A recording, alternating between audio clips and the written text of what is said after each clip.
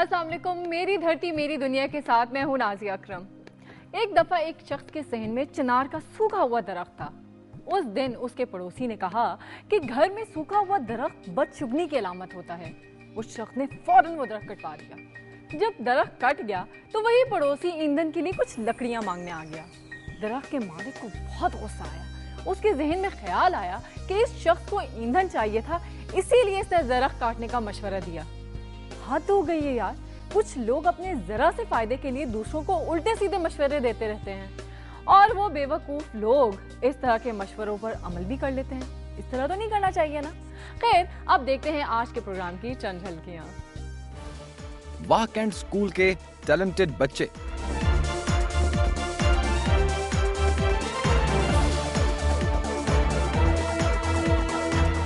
मेरा शहर कैसा था, बता रहे हैं आज हुमायूं अख्तर खान।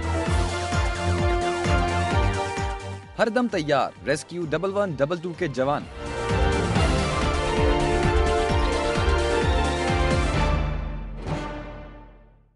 क्या आपने कभी फूलों को गुनगुनाते, तारों को रक्स करते हुए देखा है?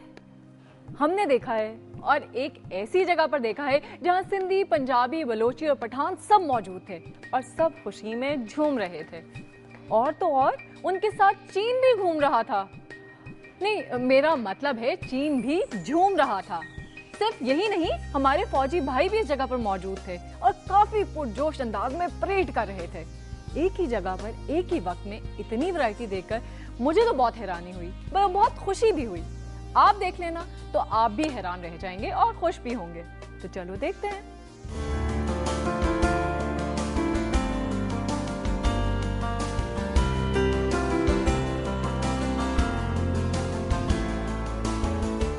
तालीमी तरक्की और तुलबा की फिक्री सलाहियतों को निखारे बगैर मुआशरा में तब्दीली और खुद को तरक्की याफ्ता ममालिक के सफ में खड़ा करने का ख्वाब शर्मिंदा ताबीर नहीं हो सकता। पाकिस्तान में नाख्वानदगी की खात्मा के लिए सरकारी इदारों के साथ साथ निजी तालीमी इदारों का किरदार भी नाकाबिले फरामोश है। वाह कैंट का एक निजी स्कूल इलाका भर में अपनी शानदार तालीमी रिकॉर्ड और बेहतरीन तालीमी मयार के बायस नुमाया मुकाम हासिल कर चुका है, जो उसकी इंतजामिया और उस्तादजा की पेशा वाराना महारत का मुंह बोलता सबूत है। इन ख्यालात का इजहार स्टेशन कमांडर वाह cantonment brigadier Fayyaz Mahmood, lieutenant colonel Tahir Mahmood और all Pakistan private schools colleges executive association के मरकजी सदर साबिर मिनहास ने स्कूल के सिल्वर जुबली तकरीबात के इख्तितामी सेशन से खिताब करते हुए किया। इससे पहले प्रिंसिपल शौकत हयात ने मेहमानों को खुशामदीद कहा और इदारा के मुस्तकबिल के अहदाफ से आगाह किया, जबकि स्कूल के तुलबा ने इस मौका पर खूबसूरत मिली नगमे और टैबलोस पेश करके हाजरीन से भरपूर दाद वसूल की। ब्रिगेडियर फयाज महमूद ने कहा कि निसाबी सरगर्मियों के साथ साथ हम निसाबी सरगर्मियां तुलबा के ज़हनी और फिक्री सलाहियतों को निखारने में अहम किरदार अदा करती हैं। इदारे के तुलबा ने जिस नज़्म ज़ब्त का मुजाहरा किया, स्टेज पर जिस पुरएतमाद अंदाज से अपने फन का मुजाहरा किया, वो काबिल तहसीन है और इसके लिए स्कूल के प्रिंसिपल शौकत हयात और पूरी इंतजामिया मुबारकबाद की मुस्तहिक है। कर्नल ताहिर महमूद और मुमताज माहिर तालीम साबिर मिनहास ने स्कूल की इंतजामिया को सिल्वर जुबली तकरीबात पर मुबारकबाद पेश करते हुए कहा कि ये स्कूल दीगर तालीमी इदारों में अपनी मेहनत के बायस नुमाया मुकाम हासिल कर चुका है।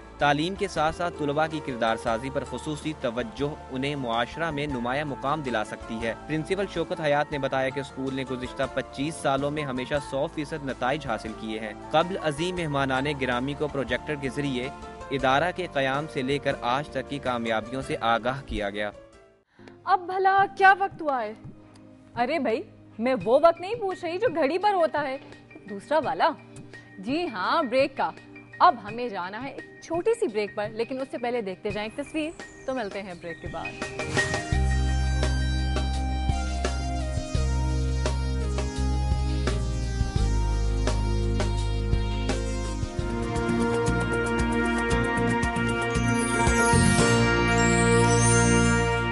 मेरी धरती मेरी दुनिया में वेलकम बैक। जी जनाब, तो देख ली तस्वीर? अगर देख ली है तो अब जल्दी से पहचान भी लें और फौरन से मैसेज करके बता दें कि ये तस्वीर किस जगह की है।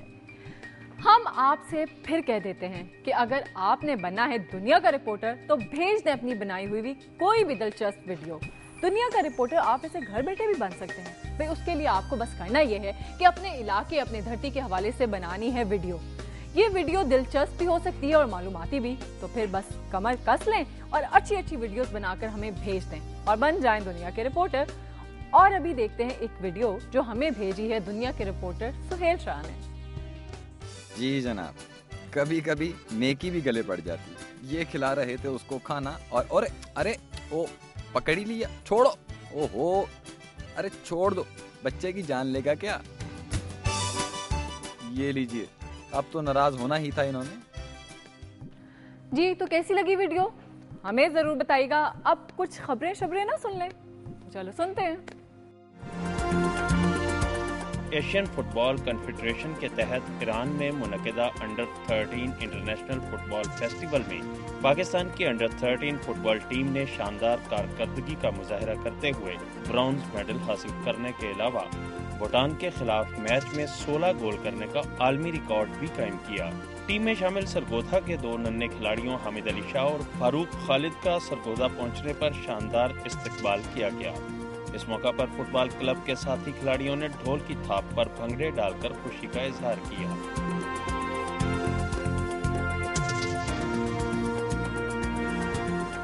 FG post graduate college Gilgit में 37 साल बाद पहली मर्तबा खवातीन ग्रेजुएट्स में डिग्रियां तकसीम करने की तकरीब मुनक्किद की गई। 1974 में कायम किए जाने वाले FG degree college for women का संगे बुनियाद साबिक वजीर आजम जुल्फिकार अली भुट्टो ने रखा। कॉन्वोकेशन में कामयाब होने वाली 100 ग्रेजुएट्स में डिग्रियां तकसीम की गईं।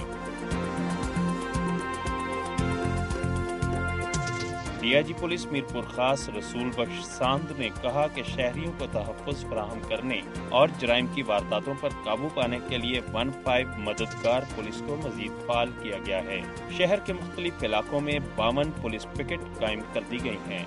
15 मददगार को लब्बैक का नाम दिया गया है और 24 घंटे 10 motorcycle, 1 Potohar jeep, 1 police mobile, 1 ambulance और तरबियत याफ्ता कमांडो पुलिस एहलकार मौजूद होंगे। इसके अलावा फोन नंबर्स में भी इजाफा किया गया है, जबकि मुल्जिमान के खाके बनाने वाले तरबियत याफ्ता यूनिट का क़याम भी अमल में लाया गया है। काम तो सभी करते हैं, लेकिन कुछ लोग ज्यादा करते हैं, बल्कि दिल से करते हैं।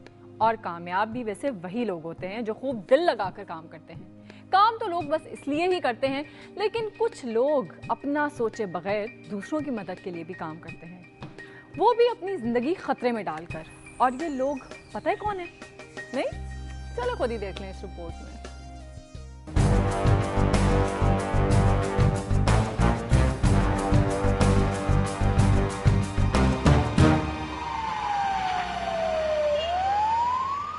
जिंदगी का मकसद औरों के काम आना। रेस्क्यू 1122 के जवान दुखी इंसानियत की खिदमत के लिए हम वक्त तैयार, किसी भी इमरजेंसी को बर वक्त और बड़ी मुस्तैदी से अंजाम देते हैं। इमरजेंसी में लोगों की जिंदगियों को बचाने के लिए अपनी जानों की परवाह भी नहीं करते।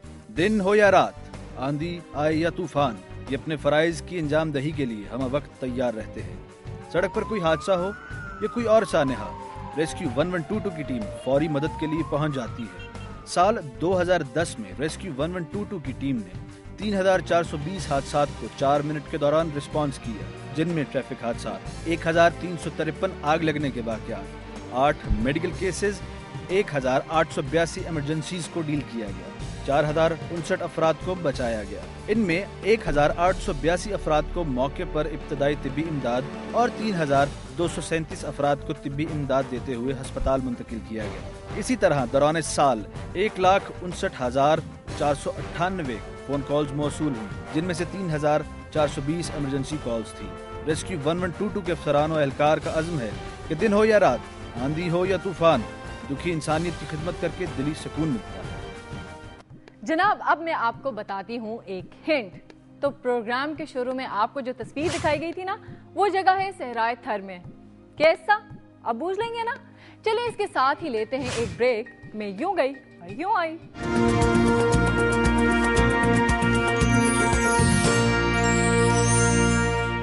वेलकम बैक नाज़रीन। आपको पता है ना कि हमें आपके फीडबैक का शिद्दत से इंतजार रहता है। गुड। तो प्रोग्राम में अब शामिल करते हैं आपका फीडबैक। तो हमें खत भेजा है सिद्रा ने मंडी बहाउद्दीन से, और सिद्रा लिखती हैं, अस्सलाम वालेकुम नाजिया आपी, मुझे आपका प्रोग्राम पसंद है, आपकी आवाज़ भी अच्छी है, लेकिन मुझे एक बात पूछनी है आपसे। बात यह है कि क्या पाकिस्तान में टूटी फूटी सड़कें, रेलगाड़ियाँ और स्कूल ही हैं, और कुछ भी दिखा दिया करें? पाकिस्तान के जो हालात हैं वो तो सबको पता ही है, बार बार दिखाने से कौन सा ठीक हो जाने हैं? पाकिस्तान में कल्चर की इतनी वैरायटी है, इस पर अच्छी अच्छी रिपोर्ट्स बन सकती हैं।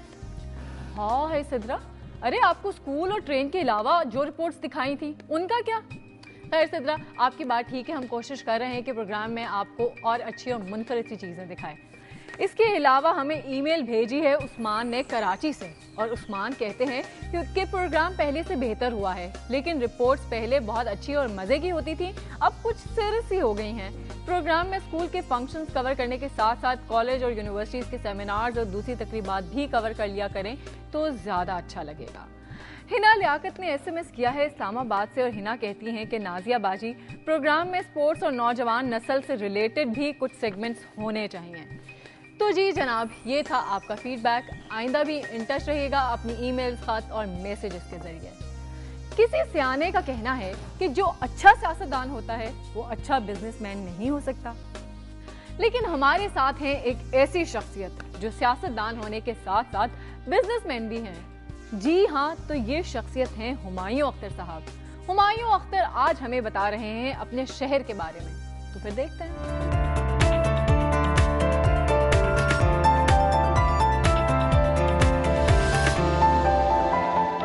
मैं एक फ़ौजी का बेटा हूँ। मेरे वालिद जनरल अख्तर अब्दुल रहमान शहीद, जो कि ज़िया-उल-हक साहब के साथ उस त्यारे में शहीद हुए अख़वान जिहाद के बाद। तो हमारा तो फ़ौजी और कैंटोनमेंट्स का माहौल था। मेरी पैदाइश वैसे मुल्तान की है, लेकिन उसके बाद हम जो फ़ौजी अफसर जिस तरह घूमते फिरते थे, ट्रांसफ़र हो जाती थी पोस्टिंग, तो हम काफ़ी फिरे। तो सच्ची बात यह कि मुझे मुल्तान तो ज़्यादा याद नहीं, मुझे जो याद है ज़्यादा वो काकूल है। मेरे वालिद पाकिस्तान मिलिट्री एकेडमी में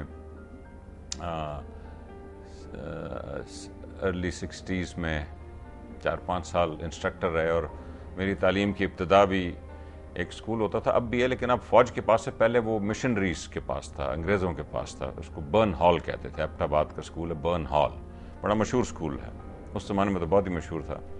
उधर मेरी इब्तिदा है, और उसके बाद दूसरा जो हमारा लंबा स्टे हुआ वो रावलपिंडी में हुआ, जिधर मैं सेंट मेरीज़ एकेडमी लालाजार में एक बड़ा मशहूर स्कूल था, उधर से मैंने मैट्रिक किया।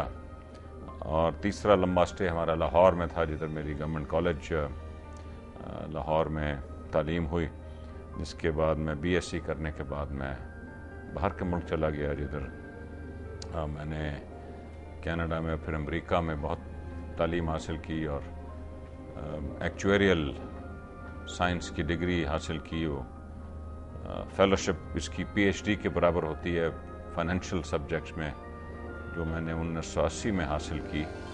काकूल बड़ा अच्छा छोटा शहर होता था, और उस ज़माने में पाकिस्तान मिलिट्री एकेडमी भी छोटी थी। मुझे याद है कि जितने भी हम बच्चे होते थे अफसरान के, वो हम जो पाकिस्तान मिलिट्री एकेडमी के कैडेट्स थे उनकी नकल किया करते थे। हमारे ज़माने में शहीद शबीर शरीफ, नादिर परवेज़ मुशर्रफ PMM में थे, अली कुली ख़ान, ये चंद मशहूर जर्नैल थे जो उस ज़माने के मेरे वालिद के शागिर्द थे। और हम हर चीज़ में कैडेट्स की नकल उतारा करते थे। कैडेट्स का हॉकी का मैच होता था, हम बच्चों का भी हॉकी का मैच होता था।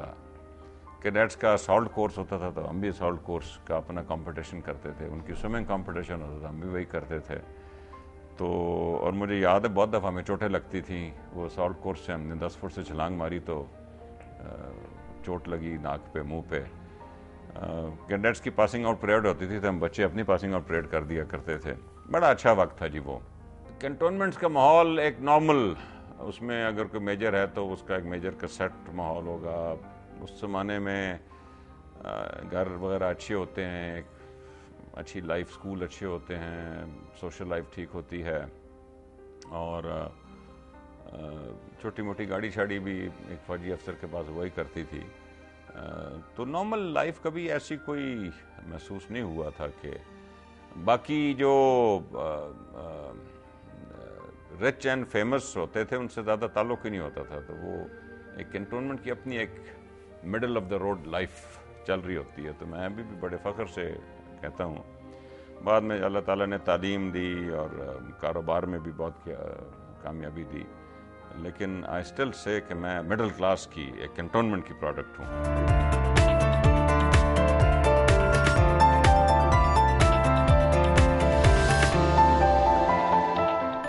डेरा गाजी खान के बारे में कुछ जानते हैं आप? जी हाँ, ये पंजाब की डिवीजन तो है ही, लेकिन मैं कुछ और पूछ रही हूँ।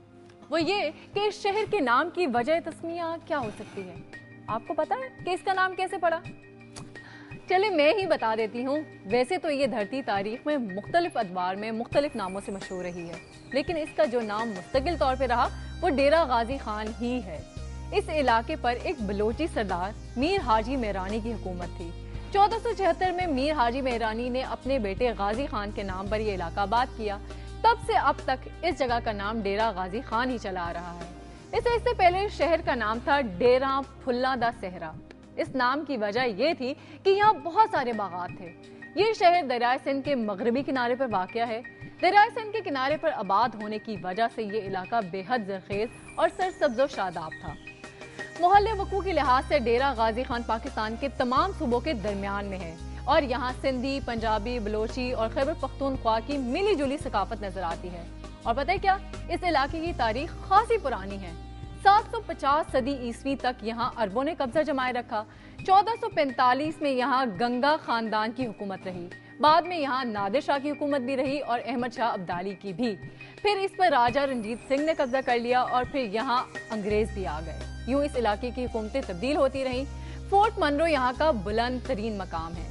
डेरा गाजी खान के जिला तौनसा और राजनपुर में जंगलात काफी तादाद में हैं। इसके अलावा हजरत सखी सरवर, हजरत ख्वाजा सलमान तौनसी, हजरत दीन पना, हजरत पीर आदिल और जिंदा पीर के मज़ारात इसी जिला में हैं। और अब मैं आपसे इजाजत चाहती हूँ। नहीं, मेरा मतलब है अभी आपको तस्वीर के बारे में भी बताना है। तो जनाब, आपको जो तस्वीर दिखाई गई थी वो तस्वीर है जैन मत के मंदिर की। पाकिस्तान के सहरा थर में जैन मत के ये मंदिर सदियों पुराने हैं। ये मंदिर तो अपनी जगह मौजूद हैं, लेकिन अब इनमें ना तो परवहित हैं और ना ही देवदासियां। सिंध का सहराई इलाका थर किसी दौर में जैन धर्म के लोगों का बड़ा मस्कन हुआ करता था। आज ये मंदिर इबादत गुजारों से बिल्कुल खाली है। इस्लाम की आमद से पहले से लेकर 13वीं सदी तक जैन कम्युनिटी ने तिजारत में उरूज हासिल किया और जब ये कम्युनिटी खुशहाल हुई तो उन्होंने ये मंदिर तामीर कराए। मौजूदा मंदिर 12वीं और 13वीं सदी के बने हुए हैं। जैनी लोग इंसानों के साथ साथ जानवरों का भी बहुत ख्याल रखते थे, सफाई का भी बहुत ख्याल रखते थे और वो सूरज गुरूब होने से कबल ही खाना खा लेते थे। घरों में बत्ती या दिया रोशन नहीं करते थे ताकि कीड़े मकोड़े इससे जलकर हलाक ना हो जाएं। क्या में पाकिस्तान के बाद भी जैनी इन इलाकों में मौजूद थे, मगर उनकी तादाद में बतदरीज कमी होती गई। पाकिस्तान और भारत के दरमियान कशीदगी और जंगों ने जैनी लोगों को आबाई इलाका छोड़ने पर मजबूर किया। नाज़रीन, ये था आज का प्रोग्राम। उम्मीद है पसंद आया होगा। अपना फीडबैक देना मत भूलिएगा और अगर आपके पास अपने इलाके की कोई तस्वीर है तो आप भी इसकी मालूमात के साथ वो तस्वीर हमें भेज सकते हैं। इसके साथ ही प्रोग्राम का वक्त खत्म होता है। इजाजत दें, कल फिर हाजिर होंगे नई बातों के साथ। तब तक के लिए अल्लाह हाफिज।